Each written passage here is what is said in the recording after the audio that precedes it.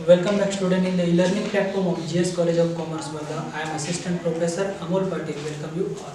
So student, today आज हम देखने वाले हैं क्या proforma of income from house income from salary का। तो इसके पहले हमने कुछ बेसिक टर्म देखे, बेसिक पार्ट देखे।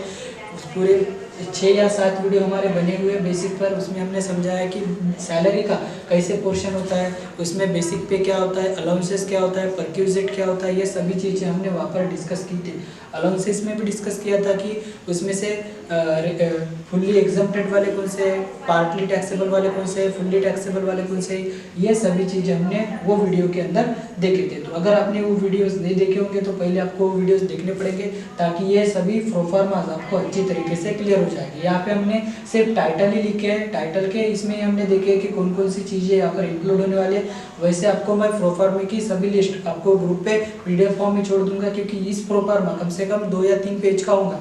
यहाँ से सिर्फ हमने बड़े बड़े जो हेड रहते वो हेड ही हमने यहाँ पर लिख लिए थे, और बाकी जो चीज़ें हमने बेसिक में मैंने आपको समझा दी थी। तो सबसे पहले प्रोफार्मा की तरफ चलते, तो हमें पहले क्या गिवन रहेंगी, बेसिक सैलरी, जिसको हम बेसिक पे कहेंगे।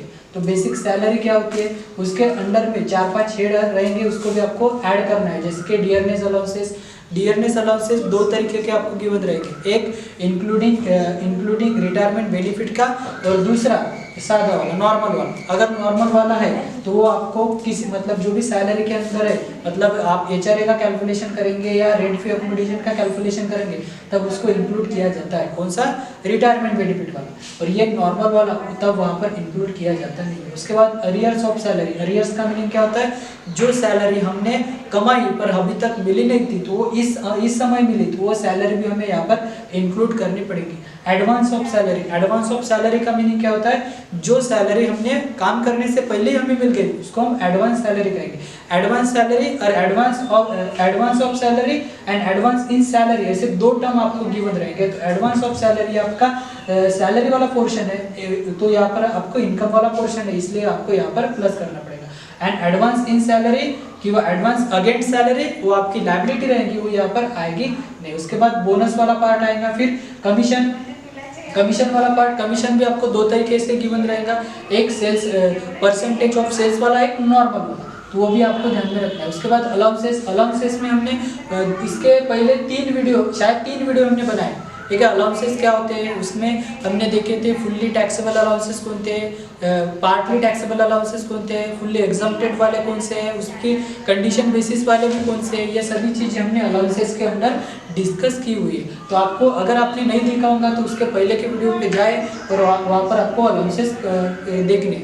उसके बाद परक्यूजिट वाला है। परक्यूजिट का मीनिंग क्या होता है वो भी हमने समझा लिया था, उसके कुछ पार्ट बनते थे, वो भी हमने HRA हो गया, उससे रेंट फ्री अकोमोडेशन हो गया, ये सभी चीज़ें हमने वहाँ पर डिस्कस कर ली थी। तो ये भी बहुत बड़ा पार्ट है, इसको भी आपको पहले जो वीडियो बनी है वहाँ पर जाके देखना पड़ेगा। इस सभी को ऐड करेंगे तो आपको क्या मिलेंगी, ग्रॉस सैलरी। तो ग्रॉस सैलरी आपकी यहाँ पर आ जाएगी। ग्रॉस सैलरी के बाद 2 तरीके के डिडक्शन आपको यहाँ से माइनस करने पड़ेंगे, जैसे कि इनकम फ्रॉम हाउस प्रॉपर्टी के अंदर भी आपको 2 तरीके के डिडक्शन होते थे, एक स्टैंडर्ड डिडक्शन और दूसरा इंटरेस्ट ऑन लोन वाला डिडक्शन। यहाँ पर भी आपको 2 तरीके के डिडक्शन मिलेंगे, एक प्रोफेशनल टैक्स, जिसको एम्प्लॉयमेंट टैक्स भी कहेंगे, और दूसरा इंटरटेनमेंट अलाउंसेस। ये सिर्फ गवर्नमेंट के इसको लागू होता है, इंटरटेनमेंट अलाउंसेस। इसके भी तीन टर्म है। पहले तो इंटरटेनमेंट अलाउंसेस पेड वाला देखना पड़ेगा, उसकी लिमिट है 5000 या 20% ऑफ सैलरी, ऐसा इंटरटेनमेंट अलाउंसेस का कैलकुलेशन है। और ये हमेशा इसको डिडक्शन मिल जाएगा,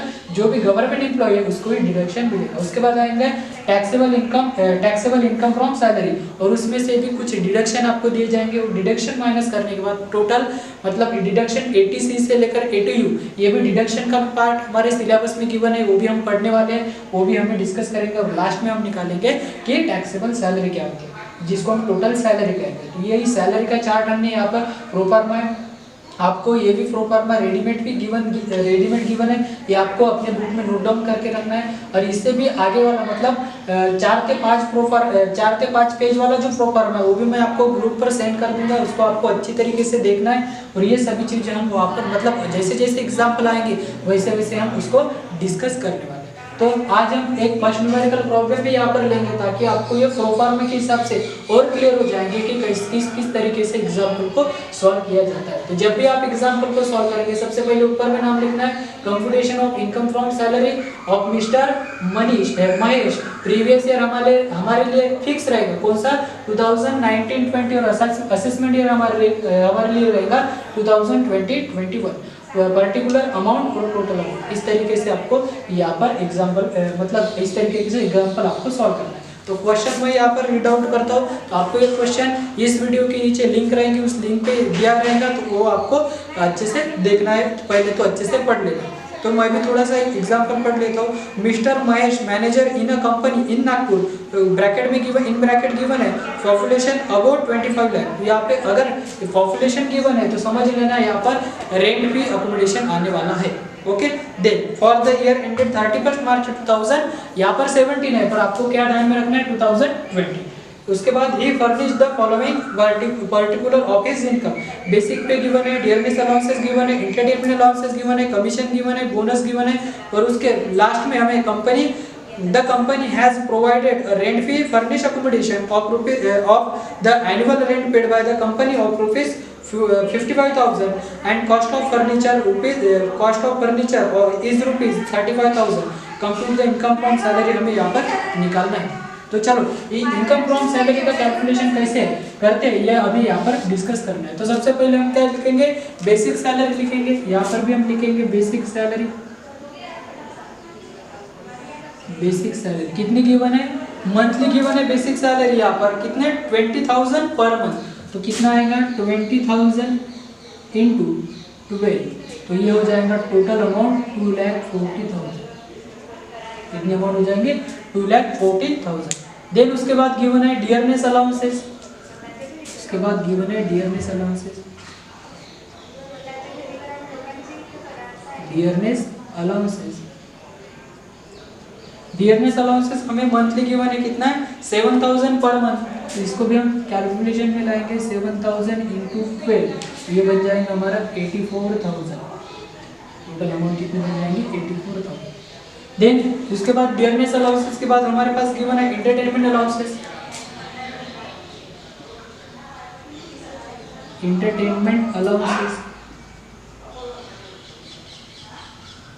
एंटरटेनमेंट अलाउंसेस की टोटल अमाउंट हमारे पास गिवन है 4,000 पर मंथ। इसको हम कैलकुलेशन करेंगे 4,000 इंटू 12, ये जब ये हो जाएगा टोटल अमाउंट 48,000। टोटल अमाउंट कितनी हो जाएगी 48,000। देन उसके बाद गिवन है कमीशन। कमीशन की अमाउंट गिवन है, टोटल अमाउंट हमारे पास गिवन है 10,000। टोटल अमाउंट कमीशन की गिवन है 10,000। देन बोनस भी हमारे पास गिवन है, बोनस की टोटल अमाउंट है 20,000। बोनस की टोटल अमाउंट कितने 20,000। और लास्ट में हमारे पास गिवन है रेंट फी फर्निश अकोमोडेशन। इसको हमें अच्छे से लिखना पड़ेगा, रेंट फी अकोमोडेशन। रेंट फी अकोमोडेशन अगर आपने वीडियो इसके पहले देखे होंगे परक्यूजिट के, तो उसके अंदर मैंने आपको समझा दिया है रेंट फी अकोमोडेशन होता क्या है और उसका कैलकुलेशन हम कैसे करते हैं। तो रेंट फी अकोमोडेशन का मीनिंग क्या होता है कि एम्प्लॉयर ने अपने एम्प्लॉय के लिए एक फैसिलिटी प्रोवाइड करके दी है रहने के लिए, उसको हम कहेंगे रेंट फी अकोमोडेशन। ठीक है, उसमें दो तरीके के रेंट फी अकोमोडेशन होता है, एक अनफर्निश और दूसरा फर्निश। फर्निश में हमने देखा था कि जब एम्प्लॉयर अपने एम्प्लॉय को फर्नीचर की फैसिलिटी भी देते हैं, उसके साथ देते हैं, तो उसको हम फर्निश अकोमोडेशन कहते हैं। अनफर्निश अकोमोडेशन जिस केस में फर्नीचर की फैसिलिटी एम्प्लॉय अपनी एम्प्लॉय को नहीं देता है, उसको हम अनफर्निश अकोमोडेशन कहते हैं। तो ये दो तरीके के फर्निश अकोमोडेशन है। इसको सॉल्व करने का तरीका हमारे पास गिवन है। सबसे पहले हमें पॉपुलेशन ध्यान में रखनी है, कितनी पॉपुलेशन, अगर अबाउट 25 लाख है तो 15% ऑफ सैलरी आएगी। अगर 10 to 25 लाख के आसपास है तो हमारे पास 10% सैलरी आएगी, और उसके बिलो 10 लाख होंगी तो 7.5% सैलरी हमारे पास आएगी। ठीक है, सैलरी के केस में उसके परसेंटेज हम यहाँ पर लेंगे। और दूसरा क्या रहेगा, rent paid by the company. इन दोनों में से विच एवर इज लेस जो होगा वो हमारा रेंट पे अकोमोडेशन कहलाएगा। तो यहाँ पे हमारे पास गिवन है, इस ब्रैकेट में ऊपर में गिवन है कितनी है पॉपुलेशन उस सिटी के, तो 25 लाख, अबाउट 25 लाख पॉपुलेशन है, तो हमारे पास कितना आएगा 15% ऑफ सैलरी, कितना आएगा 15% ऑफ सैलरी। और सैलरी का मीनिंग हमारे पास क्या रहेगा, यहाँ पर मैं लिखता हूँ meaning of salary, meaning of salary of H R rent fee accommodation, RFA rent fee accommodation. Rent fee accommodation के लिए क्या है हमारे पास मीनिंग ऑफ सैलरी, सबसे पहले आएंगे हमारे पास बेसिक पे, मतलब basic salary, salary is equal to basic salary plus dearness allowances आएगा, वो भी रिटायरमेंट बेनिफिट वाला, ठीक है, नॉर्मल वाला नहीं। उसके बाद कमीशन आएगा, कमीशन के बाद बोनस आएगा, बोनस के बाद अलाउंसेस आएंगे, जो भी मॉनेटरी अलाउंसेस है वो आएंगे, ठीक है। ये सभी को जोड़ के हमारे पास क्या निकलेगी सैलरी। तो यहाँ पे हम निकालेंगे सैलरी बेसिक पे कितना है 2,40,000 प्लस यहाँ पर डियरनेस अलाउंसेस गिवन है, बट यहाँ पर नॉर्मल डियरनेस अलाउंसेस है, रिटायरमेंट बेनिफिट वाले नहीं है, इसलिए यहाँ पर नहीं आएंगे।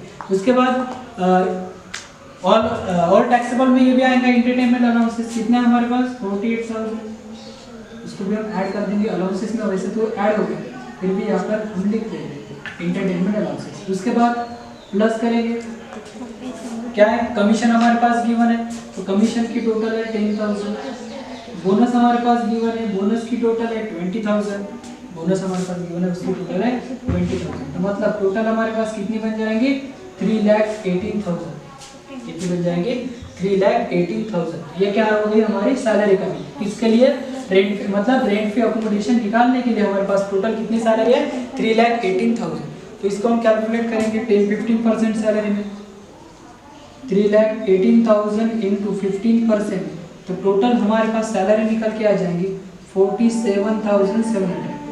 टोटल सैलरी कितनी निकल के आएगी 55 अगर परसेंट निकालते हो तो टोटल आएगी 47,700। सेकंड हमें निकालना है इसके rent paid by company, rent paid by company ने कितना रेंट पेड कर दिया 55,000, कितना रेंट पेड कर दिया 55,000। इन दोनों में से हमें कौन सा लेना है whichever is less, whichever is less, इन दोनों में से जो लेस होगा, तो लेस कौन सा है 47,700, 47,700। और इसमें ऐड हो जाएगा रेंट फी अकोमोडेशन में, फर्निश अकोमोडेशन है इसलिए कॉस्ट ऑफ फर्नीचर ऐड हो जाएगा, अगर फर्निश अकोमोडेशन नहीं रहता तो वो ऐड नहीं होता। तो यहाँ पे 10% ऑफ, उसका रेट फिक्स है, इसका रेट फिक्स है कॉस्ट ऑफ फर्नीचर का, 10% of cost of furniture, 10% of cost of furniture. तो कॉस्ट ऑफ फर्नीचर टोटल कितना है हमारे पास 35,000 इंटू 10%, अगर हम निकालते हैं तो कितना बन जाएगा 3,500, टोटल कितना बन जाएगा 3,500। और इसकी सबकी टोटल करने के बाद हमारे पास ग्रॉस टोटल निकल के आ जाएगी, जिसका मीनिंग हम ग्रॉस सैलरी करते हैं। तो ग्रॉस सैलरी कितनी है हमारे पास 4,53,200, ये हो जाएंगे हमारे पास ग्रॉस सैलरी। तो इसमें से हम क्या करेंगे डिडक्शन को लेस कर देंगे, डिडक्शन अंडर सेक्शन 16 के अंदर कोई भी डिडक्शन नहीं है, इसलिए यहाँ पर हमने क्या कर दिया नील कर दिया।